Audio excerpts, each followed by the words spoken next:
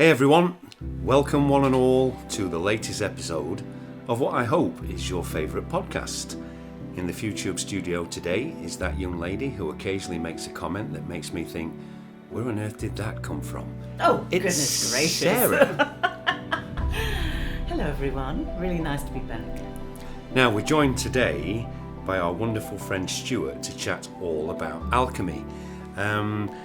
I think most of us should be excited about this because Stuart is an expert in alchemy and probably more so than most people I've ever spoken to. But I think it'd be a good starting point, first of all, if Stuart gave us a little bit of background about himself, because he didn't just study this as his life, it became part of his process, because Stuart himself has had quite a chronic condition and illness, as most of us seem to have had in the health and wellness industry. But Stuart also comes from a musical background. So music, illness, alchemy. Over to you, Stuart. Say hello, welcome yourself, and tell us all about you. Hi, Glyn. Hi, Sarah. Thank you for inviting me on the podcast. So I'm Stuart Wright.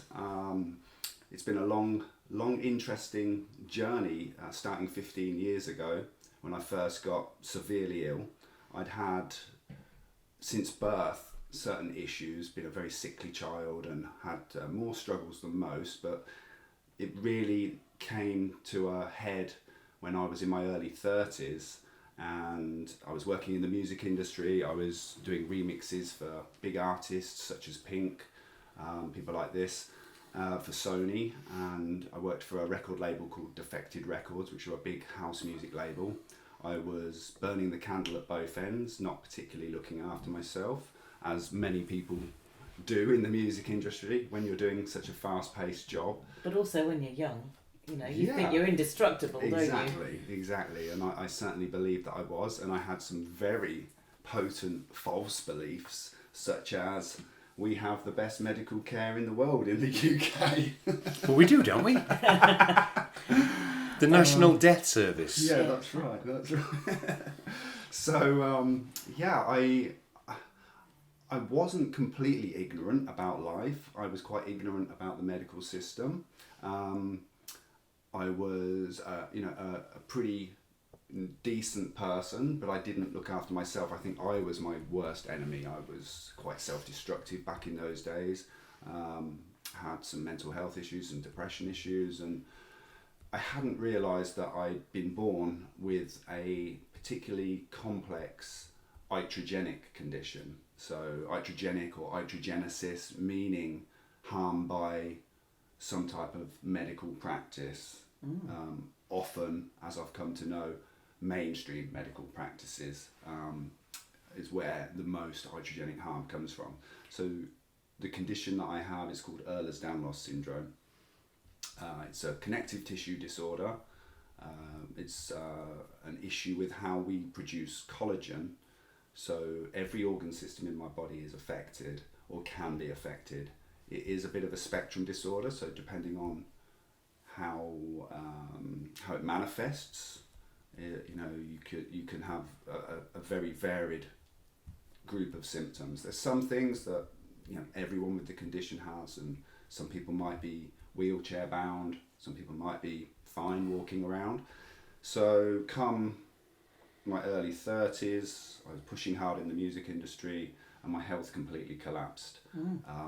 I ended up having to stop work, and I ended up pretty much bed-bound, house-bound for a couple of years. I say bed-bound because I was in and out of bed 8 times a day, didn't really ever leave the house, couldn't walk very far.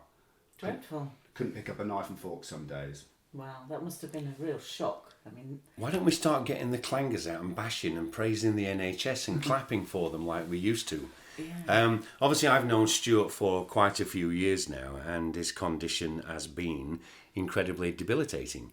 And as he says, is that you can give thanks to that, to the people who are allegedly trying to help us with their health. But no doubt we'll talk more about Stuart's condition, because he's quite open about this, to help educate and advise others how some simple practices within this terrible health organisation can actually lead people to become severely impaired or disabled throughout the rest of their life. And thankfully to people like Stuart, And I know many people like this in my life who've said, I'm going to take my health and responsibility into my own hands, and I'm going to study. And that's what Stuart's done.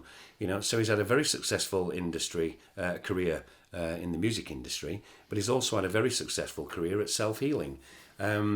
So no doubt we'll return to the subject of health, but going back to the question of what is alchemy, I think probably a lot of people have maybe got a different opinion on this. When someone says to me, what is alchemy, the first thing that springs to mind is healing. Because, some of the world's greatest alchemists, all their main focus is not only using the elixir of the universe, but basically having a common basic understanding of how you can heal people by using natural methods, as always. But yet other people might think, alchemy, isn't that the art of really sort of transmuting base metals into noble metals, particularly gold? So we've heard so many stories, and we've been studying that recently, Sarah, haven't we, when we've been reading up on the amount of work we've been doing to study on water, looking at things like almost water. That really we started studying alchemy just recently, not to the level that Stuart has, but saw a great interest in that people can use their skills, call it the power of prayer if you want, or good intention, to make physical changes to not only water, but to other physical substances. Yeah, I mean, it's an ancient tradition, isn't it? And you think about the work of the Hermetics and alchemy in general. I mean, I always think it's a man thing. It has always struck me that the alchemists... Well, we were here first. And the wizards would be the ones who would be doing this wonderful work. But actually, there's a massive tradition of women, although they ended up being called witches.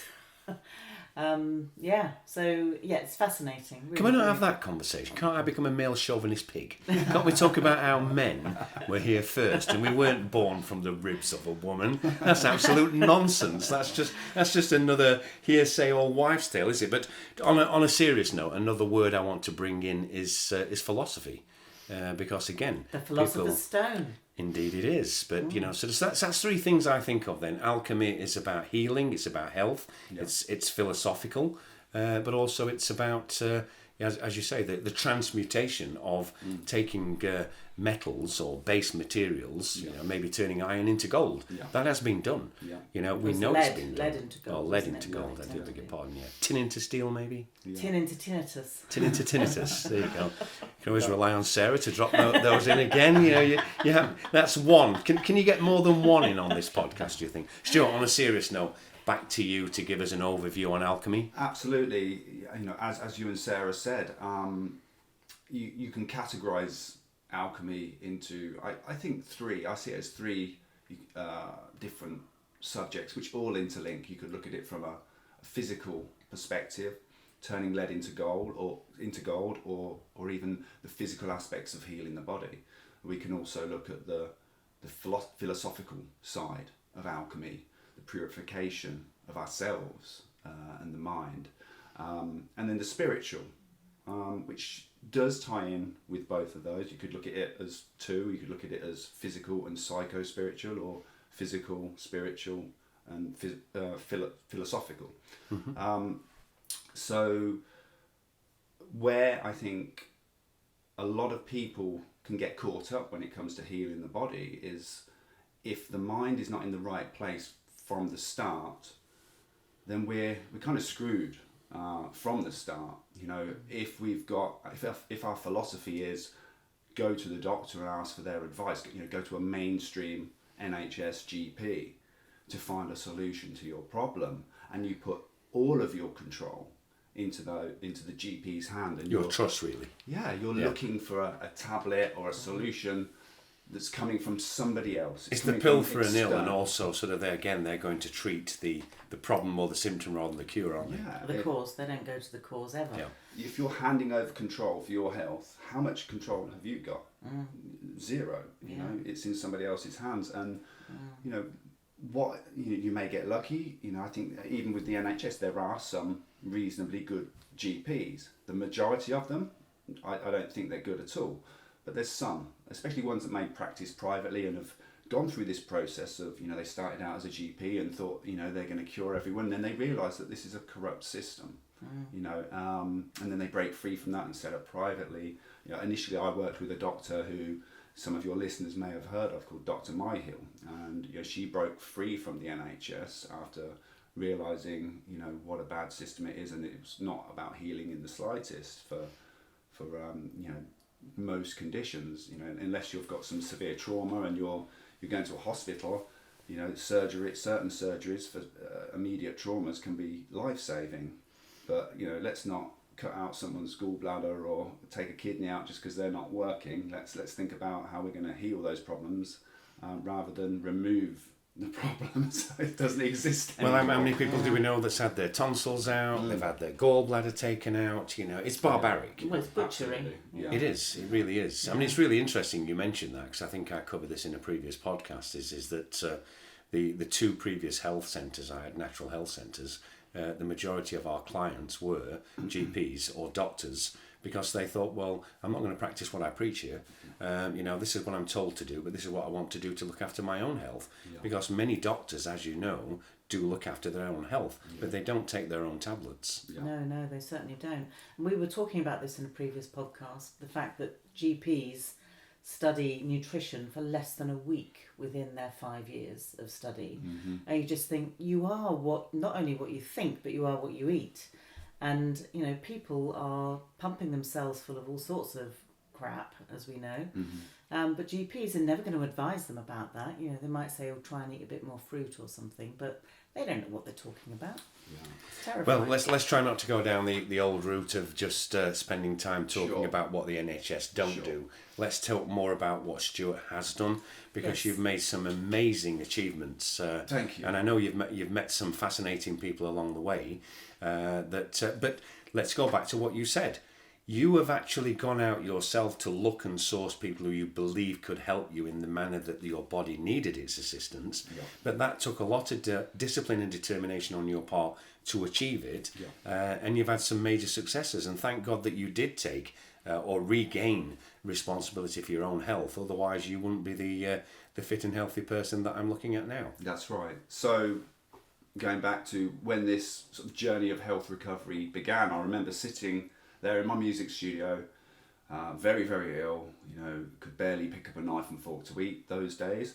And I said to myself, right, you know, after many years of struggles, I just hadn't quite hit rock bottom, but at this point I did, physically, spiritually, psychologically. So I said to myself, right, I'm going to figure out what the hell is wrong with the world, because that was one thing that was making me sick. I knew something was wrong with the world, but I'd never investigated it, as many people won't. And I decided I'm going to look at that now. I'm going to find out what's wrong with the world, and I'm going to find out what the hell is wrong with me. I'd known my whole life something wasn't right with my health, so I'm not going to stop my investigation until I get some answers. So that was the first starting point. So you've got to get your psychology in the right place to be able to be open to everything. And when you start going into these roads, looking for healing, trying to work with people, different practitioners and different therapies, on one hand, you've got to keep an open mind. On another hand, as I know that you two know, there's a lot of fake healers out there. There's a lot of shills. There's a lot of people who talk the talk. And they don't really care about you either, though, do they? You know, people always say you can't take your work home with you. Yes, you can. Yeah. Just an interesting comment, if you don't mind me Sure, sort of absolutely. interjecting what Stuart has just said there. We've talked all along about how things are interconnected. Stuart's reiterated mind, body and soul. But the most important thing that he said as well, you can maybe try to start healing yourself on the inside, but you also need to know what's going on the outside. You know, you can't say to yourself, well, I'm going to heal, but yet I'm walking around in an area or a life or a lifestyle or your surroundings and environment when that is not contributing to your good health. So your relationships and your lifestyle and the world you're living in, as we know, the world's a pretty shitty place to live at the moment, is you know, you have the common sense to take that into consideration. Yeah. I need to look to see what I can do to heal on the inside, but I'm struggling to do that because everything around me seems to be in a mess as well. Now, obviously, it's probably easier to sort yourself out and sort that out, but I think many people are trying to sort out what's going on the outside, but always try to heal yourself first of all. I think what you got right is that you realised very quickly that you had to be a blooming good researcher. Yeah.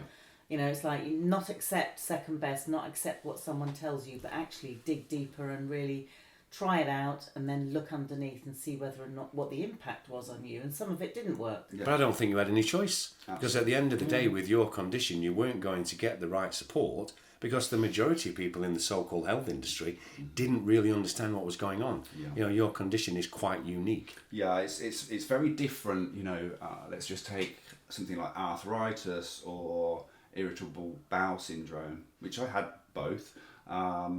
Or, you know, Alzheimer's or Parkinson's or, you know, knee problems, joint problems, you know, any individual illness. You know, when I look out at the world, I see, you know, lots of people with, this is not to do down any illness and say that's simple to cure, but in comparison to what I was dealing with, you know, it was like, you know, 20 very complex illnesses all at once to cope with. And I had to truly, you know, advocate for myself and know my own mind, know my own body, because if you don't, you know, people want to take you down their road, and there's nothing wrong with learning from people, but trying to understand where you're coming from, and also help others to like, I mean, you get it, Glyn. But that's a responsible thing as well. It doesn't hurt to ask for other people's opinions, but then you have to make your own decision yourself, because no one knows you better than you. And even if someone gives you some form of meditation, you get a feeling for it. Well, we can test that with kinesiology or strength testing, but each and every person, if they got in tune with themselves, you would say, this isn't right for me. But we all live in a world that's so fast, and we become reliant on other people's advice. Listen to your body, listen to your mind, listen to your soul, and it'll say to you, that's not right for me. And I know you've had to do so much of that. So I congratulate you on your efforts, Stu, because a lot of people would have given up.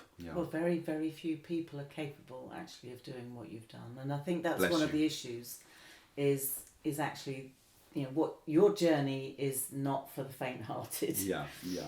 You've got to get out of your own way. You know, that's sort of one of the points I want to make. You know, psychologically, you know, we've got to look at ourselves in the mirror and understand where our psychological flaws lay, because we build a picture up of ourselves and the world through our indoctrination camps that we call schools and peer groups and parents. I've seen so many people, you know, locked into that mode that they can't break free of those. They're all different layers of mind control. So not only have we got to get out of our own way, we've also got to remove people out of our way. For me, that meant removing a lot of friends. I had some horrific experiences with, you know, friends just saying I was a hypochondriac and oh, you're always ill, stuff like this. You know, Simple fact is you were always ill. Yeah, and that was quite hurtful. And you know, I won't go into in depth, but I had to remove my own father from my life because I'm pushing forward, improving, and other people were undoing that. You know, I'm quite a gentle soul, though I've got a lot tougher nowadays. I've got quite a gentle exterior. I'm quite tough inside because of what I've been through. I didn't used to be. I've had to make myself that way because that's the reality of the world that we live in. If we haven't got some resilience and some, you know, stamp our foot and say, no, you know, I don't care, you know, whether you write me out your will or whether I don't see you again. I don't want that to happen. But if I'm protecting myself, I'm protecting myself. That's the bottom line. Yeah. I have to say, to be honest with you, is particularly over the last week, I've noticed you become quite an egotistical, narcissistic pig.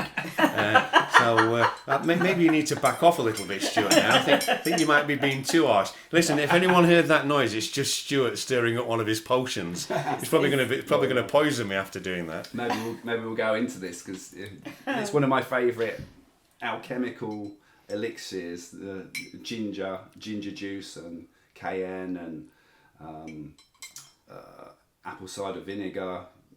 And you know, a few other bits and bobs that go in there. And bit of an hypochondriac, really, aren't you? That's right. Yeah.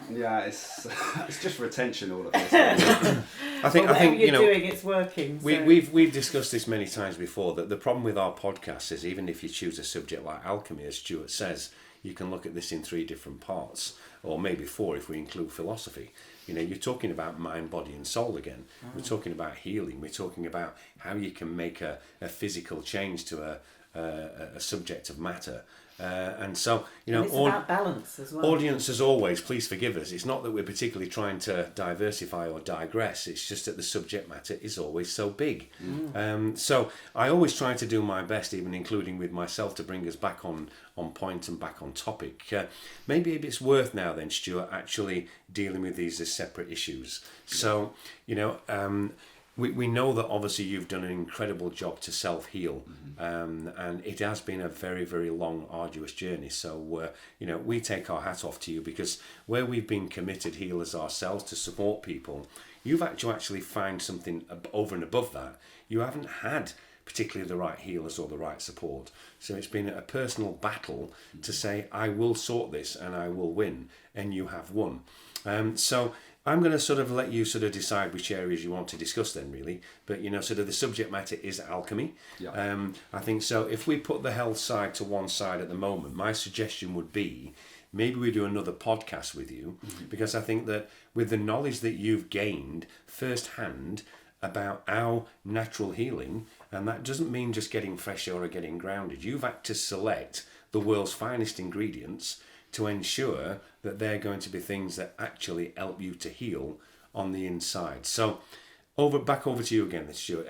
Do you want to sort of pinpoint some areas here or bullet point down so we can then get focused on certain areas? I think I want to offer as much sort of concentrated information that's going to be the most helpful to your listeners. Sure. If I could talk to myself 15, 20 years ago, when I first got severely ill, what would I say to myself? I've spent to this point probably approaching around £200,000 on my recovery. I've sold everything that I own, including my music studio and all my favourite guitars and my record decks. It was quite a sacrifice. But you've got to think to yourself, well, what is life without health? So if I could talk to myself now at the start of my journey, I could probably have saved myself 3/4 of that money. This is really powerful information, what I'm going to share with people now. So one of the most overlooked things, I think, in healing is often spinal, musculoskeletal and postural health. It's because it's just who we are. That's the way I am, that's the way I stand, it's my back. We don't truly understand until we work on those areas just how much they influence every organ system of our body. Every single part of our body is influenced by the spine. And with my condition, because I have a lot of joint hypermobility, the spine was really out of whack, and I hadn't realised. And this is another sort of psychological angle. Because we lived with our bodies our whole life, we often don't realise that there's a problem, or that we haven't got anything to compare to. This is, you take it for granted. This is who I am. It's acceptance. This is how everyone must feel. Yeah. I didn't realise I was hypermobile. I mean, at school, people, there were indications. As a youngster, I remember running in school races and stuff, and I got the nickname Rubber Chicken because I was just all arms and legs. There was not much control, And I used to skateboard. I was a very good skateboarder as a youngster, but always injuring myself, and it all just added up. I'm like, okay, so there is something wrong there. So don't listen to anyone else. Listen to yourself. Listen to your own intuition. So for me, when I started having something called Gonstead chiropractic work, which is a very specific type of chiropractic work which comes out of America. If anyone wants to look into this, there's a very good guy on YouTube called John Bergman. Bergman, John Bergman. He's a wonderful practitioner. In the States, they tend to combine natural medicine, naturopathy and whatnot alongside chiropractic. I think it's more of a broader term in America. Anyway, so this type of chiropractic, they still do the standard chiropractic degree as we do in the UK. But they go on to do another couple of years training specifically in this Gonstead method. You can look up the Gonstead method and read all about the guy that invented it. Very, very talented, intuitive healer. And they just take chiropractic to another level. I think certainly in the UK, I think anywhere you go in the world really, There's a lot of chiropractors that could do harm. My understanding is that probably 90% of chiropractors in the world are probably going to harm you if you're not on the ball with who you choose to adjust your spine. And how on earth would you know? I mean, this is the trouble, is they have certificates that say that they're trained. Yeah. And also, we've talked about this, Sarah and I have discussed previously, that just because someone says that they're in the natural health movement doesn't mean they know what they're doing. You know, that's the other problem as well. There's too many people that we take for granted to think, oh, well, they're natural health, they must know what they're doing. That's not always the case. Yeah. I think, we should never rush into treatments. We should always allow ourselves time to reflect and feel things out, really allow not just our intuition, but to do solid research. I built a huge library. I was never in a particular rush. I mean, at the start, maybe more so. But then when I realised that this is not just about getting on my feet as quick as I can. I actually realised after a few years that this was giving me time to understand myself. This was giving me something that a lot of my friends that were, in the middle of, their life, sort of between 30 and 40 years old, getting married, having kids and doing all this and not actually looking at the world, looking at themselves. So it gave me time to self-reflect and truly, it was sort of like, if you take a pensioner, like a 80, 90-year-old man on his deathbed, the sort of self-reflection that he was getting then, I was getting in my 30s. So I was able to see what was happening to me as a blessing. And I think, this is what I say to anyone out there that's listening, that's really struggling with their health. You go down this road and you go through these processes physically, spiritually and psychologically. One day you come to a point where you can normally, if you do things correctly, be glad of what's happened. If I can just add to that, again, Sarah and I, we've discussed this previously, haven't we? It's using the word acceptance. Life isn't just all about plain sailing. And as you're saying there, fortunately, you had the right mindset to say, maybe there's a reason for this.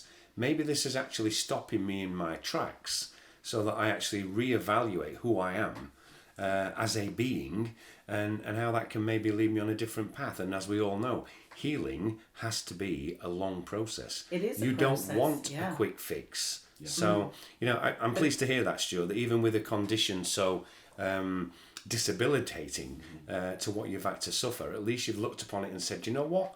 At least I didn't just get wrapped up in the cycles of birth and death and just went through the next 50, 60, 70 years. It stopped you in your tracks and made you reevaluate not just yourself but life itself. But that's the alchemy of healing, isn't it? I mean, that's what it comes back to. I got the tingles there. Yeah. Absolutely. And you've become a true alchemist. Alchemicalist. I was going, oh no. I did tell you not to have that drink of alcohol before doing a podcast. This is business. There's no time for that wine. That was the elixir I gave her earlier. I had water. Absolutely, I know you do.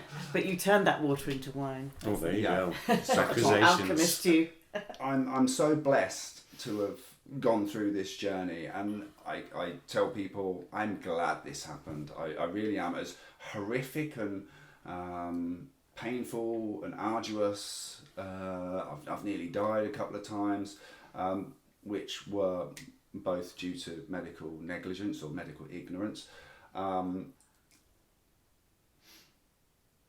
It's done something to me on such a deep level that I'm glad, I'm happy, I'm a better version of who I was yesterday, every day.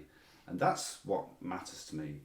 When I was in the music industry, all that was important to me was having a successful record one day, having a number one record one day. You had a number two. I did have a number two. We're not talking about a food baby. I did have a number two in the Music Week's dance charts. And back then, it was really all that mattered to me was, good friends and my music. And it was quite narrow-minded and a little bit egotistical. But it's a journey of discovery, isn't it? Healing. And the people that you meet along the way. It's they become part of the journey, you know, and you start to be able to feel life and feel the synchronicities and the magic that is on this path. You know, sometimes life is about pleasure and pain. Yeah. I said to you a couple of days ago, a great quote. I wrote it as a song lyric, but it came from a guy called Sethicus Boza. Easy for you to say. That's a great name. Who is an incredible guy. He is an alchemist. You can check him out. I think it's Blue Flame Healing Arts. Definitely check him out. An incredible guy. Anyway, so I remember him saying, pain is just weakness leaving the body. That really sort of hits you in the chest, you know. And those, you know, these people that you meet on this journey, you know, they make life so much more beautiful. And meeting like-minded people such as yourselves, it's part of the journey. It's healing. I've been with you guys for, was it over a week now, and you know what I've experienced here with Glyn and Sarah has been phenomenal. I'm so blessed to have met you, but we were meant to meet. I'll never forget, you know, the moment that I met Glyn and he was doing a presentation and we had eye contact most of the way through. You know when you've met a like-minded soul and someone who's there to assist you and be a part of your journey, and I'm here to assist, you know, both of you in any way that I can. And I wouldn't have been able to pick people out like that 15, 20 years ago, you know. I wasn't I was too open, you know. Well, you've developed wisdom along the way. Yeah. And that's such a gift. Stuart's just said something there that's made me sort of, where we can slightly sidetrack here, even though we don't normally do that. Yes, You've we do. gone dewy-eyed. No, it's just Stuart reminded me of something again, and this is, you know, we've always mentioned that our key word, apart from acceptance, is honesty. It's about telling it as it really is, and it's just that when Stuart said that, it just flooded back the memory of the first day that I met him. And it's rather bizarre because the person who had actually arranged the talk that I was doing this evening, that evening, yeah, they just said, well, how long is this going to take? And I just said, well, I can maybe sort of narrow it down to an hour, but I really need about 3 hours. If I remember rightly, we started at 7 o'clock and finished at 3 o'clock in the morning. Oh my goodness. Because, you know, when you open up a conversation and you're in the company of right people, it almost feels like you can't end. It's almost like you've got to tell your story and interact. And I did that. And I can always remember the person that introduced me to Stuart, they just said, of all the people that's going to be there at this particular talk, and there was, you know, sort of, I think it was an indoor event, I think it was about 40 or 50 people, said, you're going to have to watch out for Stuart. He's a bit of a stickler, you know. And I just thought, well, I look forward to meeting him then. And it wasn't. What Stuart was is that I think this person didn't realise that Stuart is very intense and he's had to be in his life. And he was thinking, I don't suffer fools gladly. And yet immediately, both of us, and the reason why I brought that subject up is that the same happened to me when I did a talk outdoors at Holyrood, and I met my good friend Ro Goodwin. And I couldn't help the fact that I was looking at such a large audience, but I kept being attracted to this person and became good friends afterwards, just as Stuart and I had. So what I'm saying is that you can connect to many people, but there is also this situation where you think there's something about you, and that's just knowing that you are going to interconnect with these people on a very deep level, soulfully, and they're going to be part of your future.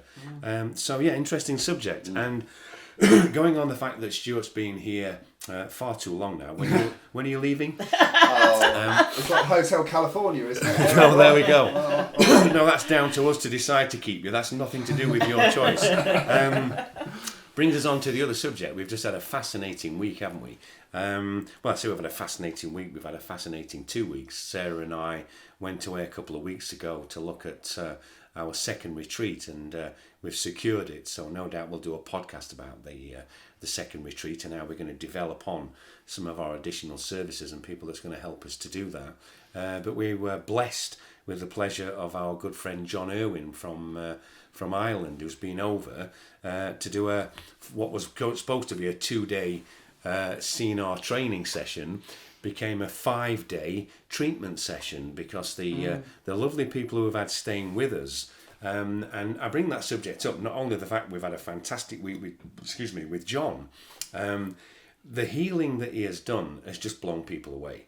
And it's been alchemical healing because he's combined without modalities. Doubt. So I just want to explain that. So we brought a guy over who we knew briefly, and we've heard a lot about him. But to have someone to live in your house for 5 or 6 days that has been healing people within our retreat, it's been something unique. And I'm going to obviously let Sarah and Stuart talk a little bit about what happened there. But so we've had some incredibly sick people here with some very debilitating conditions and chronic conditions, and the healing has been absolutely incredible. And the reason why I bring this subject up, not just of how wonderful John has, but Stuart started this conversation talking about the spine, of which no doubt he'll go into in some more detail. But we've been actually practicing CNAR treatment. So for those of you who don't know what CNAR treatment is, we'll do a brief overview on that. And I'll probably let Stuart talk about that because like most things, he's now become an expert in CNAR after the 5 days he spent working with us and with John. But I think going back to that spinal part, we do take it for granted, Stuart. Our spine is so important. It really is, if you wish, the stability throughout our entire body, and as we know, you can get a problem in your neck and the pain can come out somewhere down below and vice versa. But obviously the unique thing about this with John's technique is he recognises that although he can do healing with the CNAR, hands-on healing along with his massage techniques, this man is putting his love and his skill into application right throughout the body, and his personality is actually taking you through to the soul. But anyway, I just wanted to mention that. So it's been an incredible couple of weeks. We've got a new retreat. We've had fantastic healing with John. But yeah, what do you guys think of John and his treatment? Sarah? Oh, golly. Well, I mean, the fact that he was able to apply the CNAR technology and obviously some of the additional equipment that he attaches to his main machine, his devices.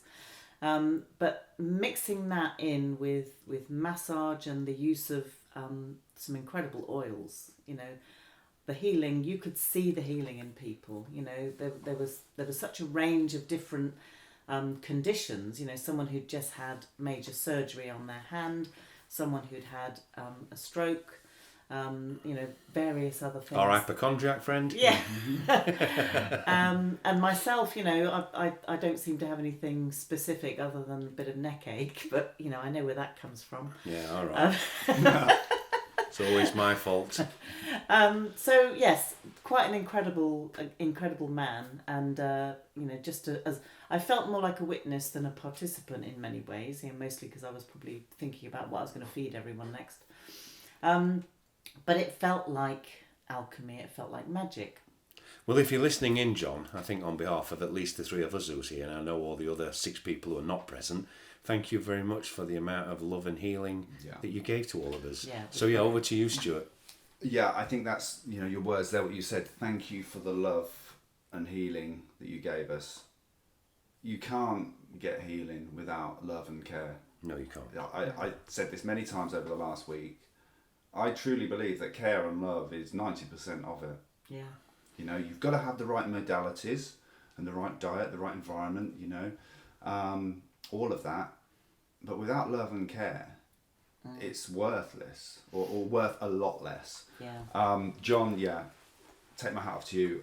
What a true alchemist. Oh, absolutely incredible. And how he used the CNAR. So you take this back to the spine. So how he used the CNAR and run those run the paddles through his own body, so you're getting the frequency come off his fingertips into your body or whatever. If you might use his forearm or the palm of his hands, whatever he's touching you with, that CNAR frequencies are running through him and the biofeedback going back through his hands. To have developed that, what an intuitive sort of process that he'd gone through. And he'd say many times, I don't truly know what I'm doing, I just do it. But it was an intuitive thing, very intuitive. Just to reiterate there, it's not that the guy doesn't know what he's doing, because I don't want the people thinking that we employ people who don't. But what Stuart's saying is that sometimes he does things intuitively that's not in the manual. It's not you know. prescriptive. It isn't, Yeah. you know. And but then and no two bodies are the same. no, but what I loved about John is that he realised, first of all, is that with all the 21st century, let's call it healing devices that we've got, and we've got pretty much most of them here, and if not, they're certainly within our circle of very close associates, is that what John recognised was, as good as this piece of machinery is, it still can't beat what he feels he can actually give from a hands-on, not only from a massaging point of view, but what he truly believes that he's putting into that person, which is love and good intent and physical application. And humour. And humour. Well, there's plenty of that. But just to add also as well, for the listeners not familiar with CNAR, as Stuart was saying, it is biofeedback, bioresonance. But in addition to that as well, there are certain attachments that you can use, and we call them paddles. I think John called them pawns. Yeah. But the two pawns themselves, if you can imagine two like little, sort of pieces of equipment that have got round ends on them that you could massage across a person's body. What Stuart was explaining is that what John does is he actually gets the person or the patient to hold one of them, he holds the other one, and the current actually goes through his body and out the other side, where the majority of practitioners would just use the two. He can then actually take that energy through his own fingertips, and that's great for sort of places where other paddles can't get. But not only that, it helps the patient to be a participant in their own healing, and I think that is something that we believe in. Hence the name of the podcast, Save Yourself. This is about you playing a role rather than being a passive recipient, which is what tends to happen in general practice. Yeah. And this is about people being empowered and thinking, I'm part of this process. I'm not just a victim. Sure. It's really important. Yeah, absolutely. Yeah, I probably didn't phrase that in the best way. John absolutely does know what he's doing. What I meant is it's very intuitive, and he couldn't explain the sort of mechanism of action. He knows exactly what he's doing, and it's perfectly right what he's doing.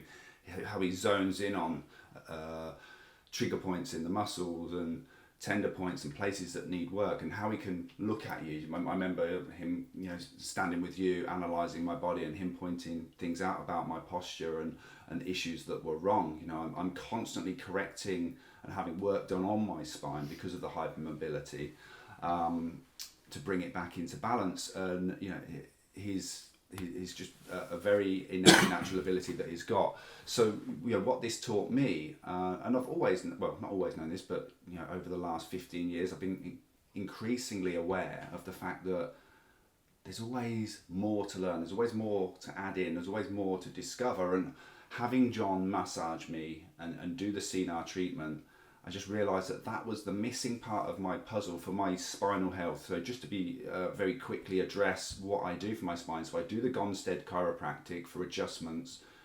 Because I have hypermobility, I like to see a practitioner that uses something called an activator gun. So rather than hands-on manipulation, sort of your typical crack the back chiropractor, which does work, the Gonstead method does use that as well, and that does work best for people that don't have hypermobility. But because my spine is so sort of fragile, if you like, if there's any extra stretch put into my tendons, that can be problematic. So I'm trying to tighten my tendons, not overstretch them. So for me, they use an activator gun, which is it looks like a small metal utensil that fires a pulse, which will move the spine, the vertebrae, by fractions of a millimetre. So it's incredibly gentle.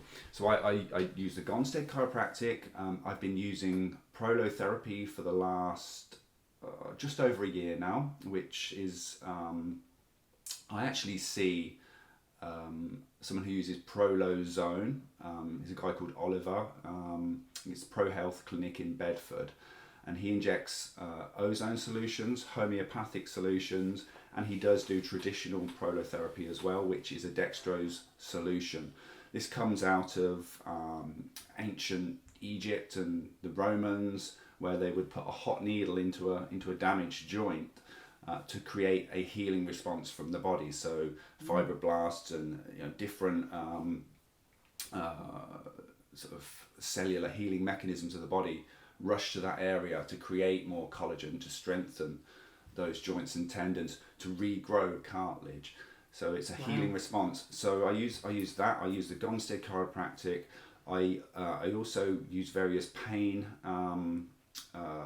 tools. Oliver also has a pain clinic where he uses PEMF, pulse electromagnetic field therapy, and something called Indiba, which is a sort of heat massage. You lie on this metal plate and then you're massaged with a sort of metal implement similar to the Sina, and a frequency goes through your body, it's sort of seeking out the metal plate, and it creates sort of healing in a similar way, and stem cell release, and all of these wonderful.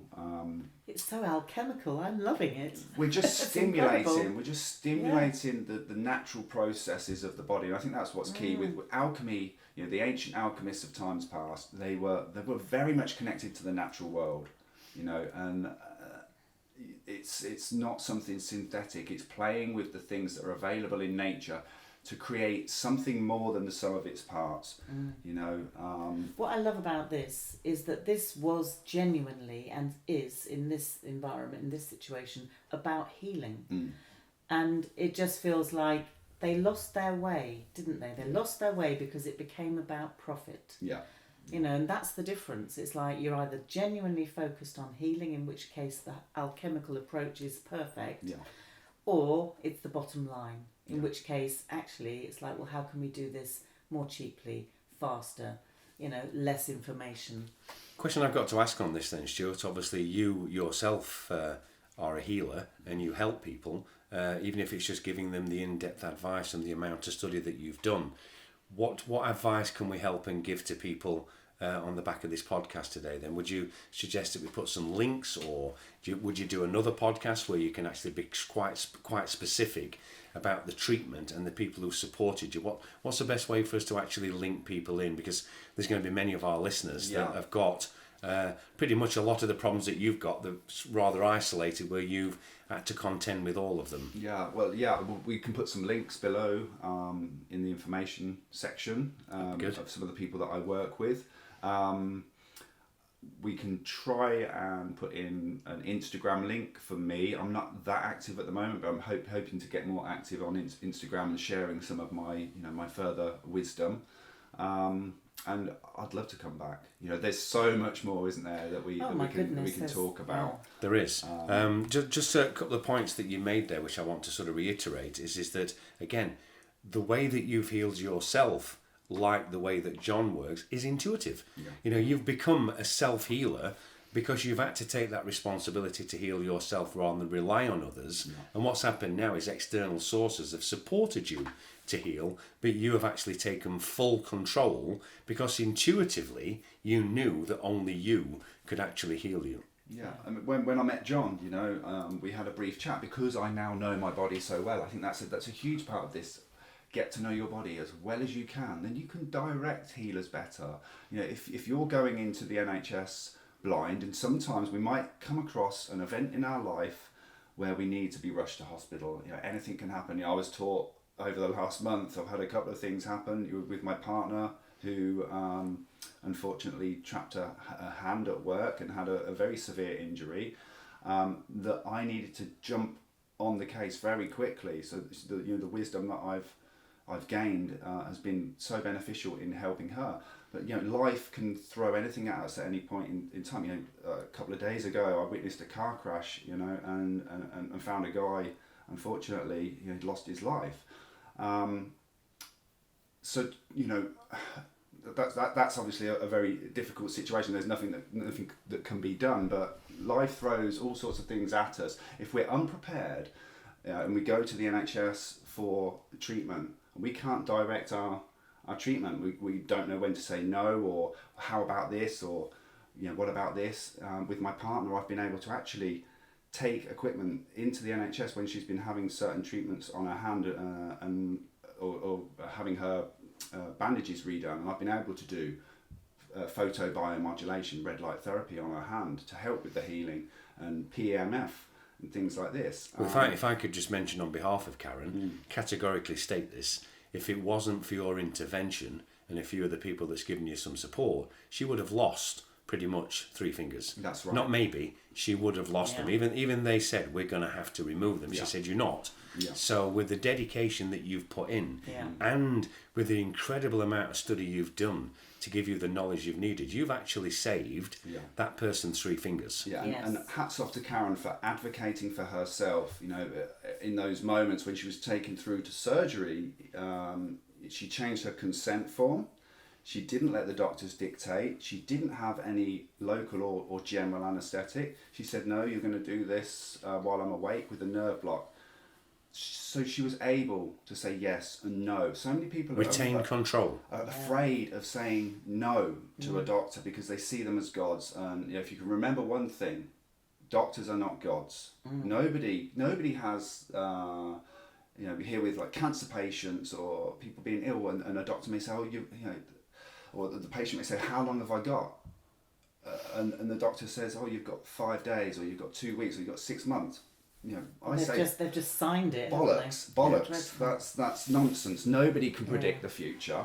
I was told that there was no cure, and I just had to take painkillers and antidepressants for the rest of my life. And I said no. I said, well, I'm going to prove you wrong. So anyone out there listening, just anyone that doubts your ability to heal, just go out and prove them wrong, and you'll do it. Yes, brilliant. Couple of other things I think is worth adding into this podcast. I know this is becoming quite an extended one, but hey ho, it's a great subject. This is just the beginning of looking at alchemy. It is, and obviously we're going to do another podcast with Stuart, I think, on the back of this to look at some of the other aspects of it. We mentioned going back again to John about how John treated Stuart differently by looking at his whole entire physique. He got to know Stuart's personality. He got to know his previous history. Spent time looking at his frame, and I think that's the rapport that was built between the two. Stuart thought, do you know what? There's not really much anybody else can do for me. All of a sudden, by actually practicing true holistic medicine, you were actually working with John on a mind, body, and spiritual level. So now, obviously, in addition to the holistic treatment, is, you know, this is maybe a conversation for another day. People talk about heat therapy and cold therapy. I don't know whether it's just me. I haven't got any intention to jumping into an ice bath with Wim Hof, but I do see massive benefits to heat therapy. You know, we could maybe do a podcast just on that. You know, the benefits of hot bath, of sauna, red light therapy, which creates heat. Heat in itself is a phenomenal treatment, isn't it? Now that's obviously we've got holistic and heat. I can't think of another H. Hypochondria. Let's revert back to that. Now, obviously you've heard me mention this a few times today. The reason why I do, Stuart and I have been laughing today, saying that if we could only just take more time laughing at ourselves. Although I do say on a serious note, Stuart, I can't think of anything worse than what you had to go through to be accused of being a hypochondriac when you've never ever been a hypochondriac. You really were a seriously ill person. And to take all of that, you know, that bullying and that sort of, it's again barbaric, isn't it? I mean, and we know obviously through what children are like in general, they seem to have a nasty streak, don't they, to their... Well, some of them don't ever grow up and they take it into adulthood, don't they? No, they don't. A couple of other things I'd like to mention in this podcast, again, about going back to people who have taken true responsibility for healing. My sister, two boys, have got Fragile X syndrome. For those who don't know what that is, if you can picture a child with a crash helmet on running against a wall, that pretty much is the easiest way to explain it. And the doctors said, well, you know, so these children don't live very long and they need to be highly medicated. They've had no medicine in their life whatsoever. They're now as happy and healthy as they could be as 20-odd-year-olds. And she did all of that by giving them love, attention, and the right diet. Fragile X syndrome, when I was doing initial research on Ehlers-Danlos syndrome, that came up a lot. There's, you know, the sort of mainstream scientific literature is looking at genes and stuff, and I do believe that often we're told by the mainstream medicine practices that, oh, it's genetic, as a get out sort of clause for them to relabel something that may be iatrogenic. You know, I'm not saying that everyone with Ehlers-Danlos syndrome or Fragile X that it's iatrogenic, but I do believe in many cases they use that oh, it's genetic, to sort of lay the blame on the parents. So the child or whoever's like, oh, well, it's just bad luck. So then the inquiry ends. Yeah. And what I'm seeing is, that more and more people with my condition are realising, I've said to people, were you born not breathing? Did your mum take an antibiotic, during gestation, which is what I believe caused my issue. And then it was compounded by the not breathing. So don't be fobbed off by mainstream medicine telling you it's genetic. I know people that have got a form of Ehlers-Danlos called vascular Ehlers-Danlos that is supposedly only caused by genetics, and the parents have been tested and the genes aren't anywhere in sight, and then they say, oh, it's just come out from previous, it's just popped up out of nowhere. So basically, don't be afraid to go back as long as it takes. Yeah. I mean, sort of as we know, why wouldn't you want to go back to what was going on inside your mother's womb? Yeah, exactly. What sort of, because obviously what she was being fed is going into the baby. Yeah. And Well, their attitude is it's too late now.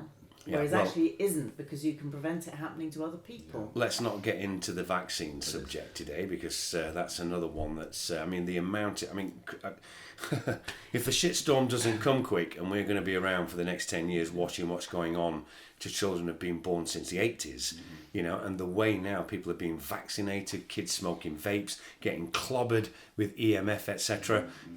What is the future of the children today unless we can sort this mess out? Yeah.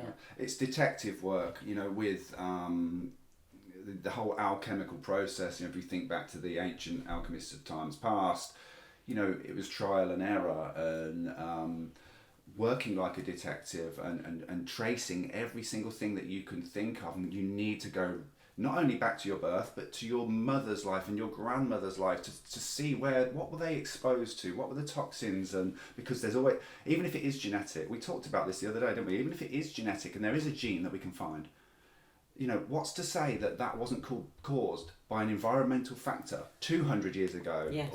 I just want to say one little final quote that you made me think of earlier, just a couple of minutes ago, and that is, I forget who it was that said this. It may have been a guy called, was it Vernon Howard? Anyway, the quote is, the sickness of society is so severe that few can bear to look at it, but those that do will become well. Amazing. Yeah. And that is how I would summarise what I've gone through. I looked at it. I dared to look and find out, and I became well. And without nature, without keeping my feet on the ground, spiritually, psychologically, and physically, going to the forest, speaking with the forest, communing with nature, all of it, and looking at every... You're a little tree hugger, aren't you? Turning every It's not stone. just me. You are a tree hugger. I am. Turning over every stone. One last subject I want to include in this, because I think, again, when we've talked about everything's connected, we've talked about what we've been doing for the last couple of weeks, is dentistry. And I'd like to do a podcast purely on dentistry. Sarah and I managed, via a friend of ours, to find an incredible holistic dentist. There are good holistic dentists. There are some that are better than others. We found a great one, and maybe Anna would do a podcast with us. Anna Sirwild, fantastic woman based in Brighton at the moment. Maybe Anna would actually do a podcast with us. I'm sure she would, to talk about her treatment. Again, totally a true holistic person, and you felt that you were working with a person that really understood dentistry, and she really cares about you, and she really wants to help you. The other thing, talking about how things have changed from the days of good and bad dentistry, the way that we were treated as children by some of the dentists are possibly even more barbaric than the general healthcare system. The damage that's been done to us, because Stuart and I were also talking about, you extract a tooth, and that changes the balance. We know people that have got 2 teeth missing on one side and 2 on the other, and you're creating an imbalance right throughout your entire system. So dentistry is something we really need to look at. And the other point that Stuart made is that how damage has been done to us by, sort of the life that maybe our parents had to live. That's an all new conversation, because when you go back to, certainly with my parents and grandparents who've lived through world wars, You know, they actually had pros and cons going on. They were all having their own food in their own little allotments and growing their own, etc. And yet, this is when they were doing these major tests with the pharmaceutical industry and poisoning people. Yeah. So they had the best of both worlds. You know, I said the best of both worlds. They've had the best and the worst because they had a natural life where they were all working hard, eating minimum food, growing their own. But then they were the early test cases for some of these dreadful poisons that's been put into us. Sarah, you wanted to add something there? Well, just things like thalidomide. You know, there's just. Yeah, you know, it's like we're lab rats sometimes, you know, and that's the terrifying thing, is that you can be a lab rat if you want to, or you can stand up for yourself and do some research and just say no, actually. Or even go and get your booster jab if the 16 you've had so far haven't worked. So guys, just to wrap this up then, I think, Stuart, if time allows, it'd be great to do a second podcast with you on Alchemy, because obviously we've touched this really sort of from your story and the amazing things that you've done and the knowledge that you've got. You know, we could talk for another 6 hours and you're only just touching really the surface on all the things that you've studied. So maybe in the second podcast we could talk a little bit more about the philosophy of alchemy, transmuting the base metals into gold, talk about almost water and monatomic gold, which, as you know, Sarah and I are working with at the moment on trying to help people with healing water. But so would you kindly come back and do a second podcast with us? Not a chance. Oh, thanks a lot. So you've enjoyed it as much as we have then. Sarah, what did you want to add? No, I just wanted to add that you know, you've gone into the alchemy of much more than just health. I mean, this has been the alchemy of the historical alchemy as well, and you're producing your own series on that basis. So I'm looking forward to talking about that next time. Yeah, that's something that I've got coming up with Iconic Media. So we'll talk about that maybe on the next podcast. But yeah, there's so much to add, isn't there? As Glyn said, you know, we could talk for hours and hours and hours, and I'm sure. Oh, we will tonight. I'm sure we will. There's just one thing I'd like to add, you know, regarding what Glyn said about dentistry. How important the jaw is in all of this, and how the jaw affects the spine, and what's happened to us over many years through diet and, you know, incorrect posture and sitting at desks, and iatrogenic harm through dentists, as Glyn said, how this has changed our jaws and how much the jaw influences the spine. There's a two-way sort of movement between our upper cervical or cervical vertebrae and the jaw, and it's so overlooked. But we'll go into that. I'd really like to discuss that more, you know, when you do talk about dentistry. Well, you can talk about dentistry with us even before Anna comes on. So if we're going to do the second podcast, you know, I think that would be great. But trying to keep this within relative time limits, I suppose to do the usual, isn't it? I'm going to let Sarah wrap this one up. Normally it's goodbye from me, goodbye from her, goodbye from Stuart, but you can say goodbye yourself. We must also remember to like and subscribe, and ideally comment. Yes. You know, we've said this many times before, guys. If you like what we're doing, please give us a thumbs up. If you subscribe, you're obviously going to be notified at any future podcasts, where, as you know, we're going to do them each and every Wednesday, and we've managed to keep them going so far each and every Wednesday. But please do comment. You know, we love to get feedback from you guys, and if anybody wants to come on one of the podcasts and come and join us and get into the studio and give their thoughts and feelings on whatever subject, we'd love you to come and join us. But let's interact and keep the comments flowing. And ask questions as well. Yeah, please do. Because I'm sure that Stuart will be happy to answer any questions. Yeah, I'll keep an eye on the comments section if anyone's got any questions directly for me, and happy to answer anything. Good. Can you keep an eye on the comments from the last 20 podcasting? You can answer those for us as well. I just want to say thank you, Stuart, for coming. Thank you so much. You're an absolute darling. It's been great. Thanks, Stuart. Great to have you here. Thank you, look forward to the next one. Yeah, so it's goodbye from all him of us. and him and me. Thank Goodbye. you. Take care, guys.